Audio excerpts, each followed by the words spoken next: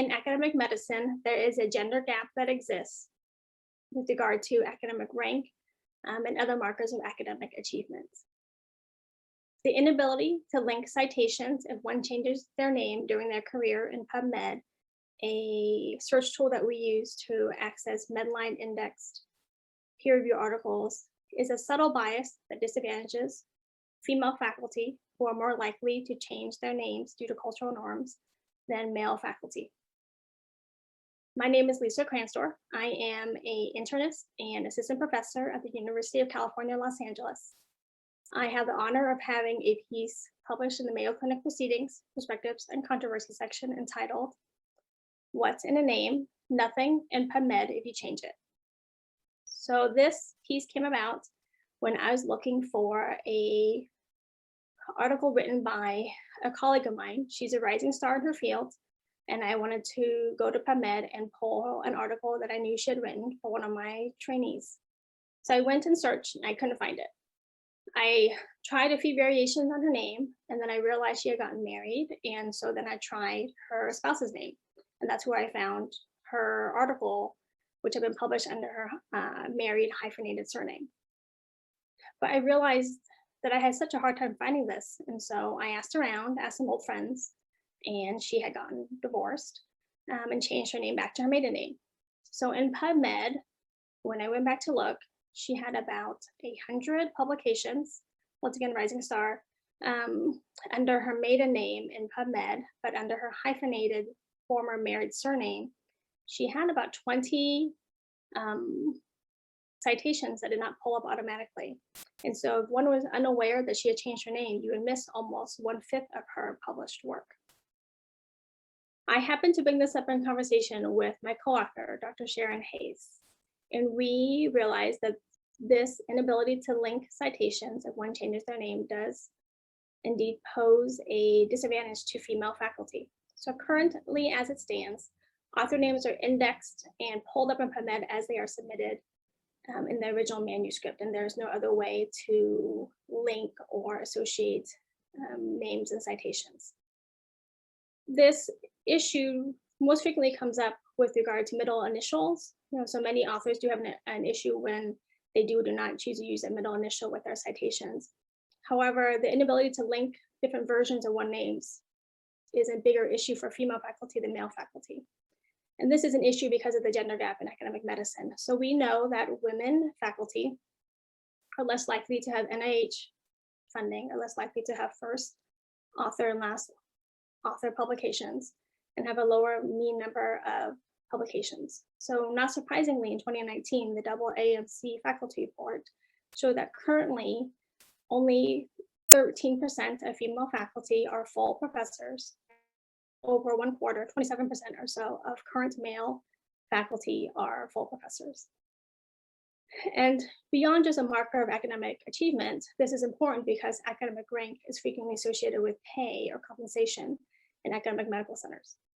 So female faculty are paid less than male faculty, even in female-dominant fields. For example, one study showed that female pediatricians, after adjusting for labor characteristics such as work hours and RVUs, still make almost $20,000 less than male pediatricians. Delayed promotion is often cited as a contributing factor when studies have tried to look at why female faculty make less than men.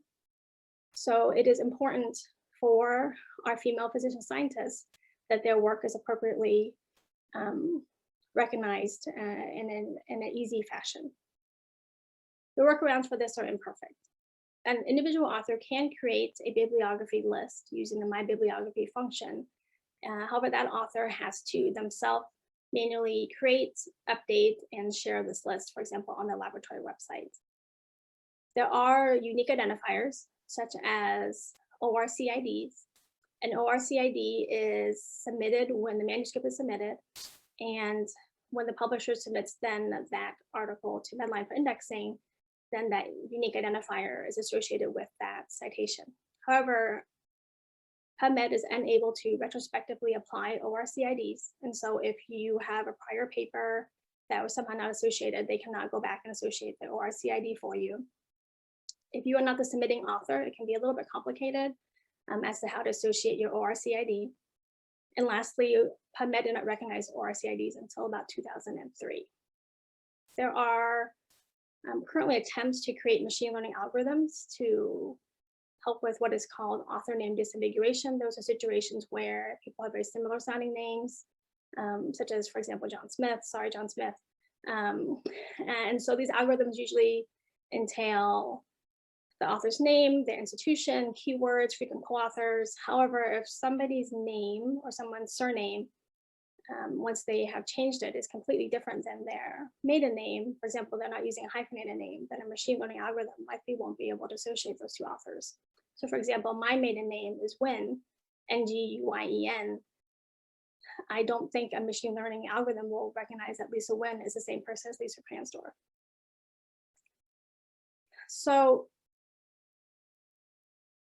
other search engines, however, have been able to figure this out. So Web of Science and Scopus are other bibliography sites or search engines, and they have figured out ways to allow authors to link citations or to link essentially author accounts.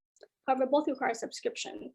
And so for PubMed, which is a free, publicly accessible biomedical search tool, for them to be able to do this as well is extremely important.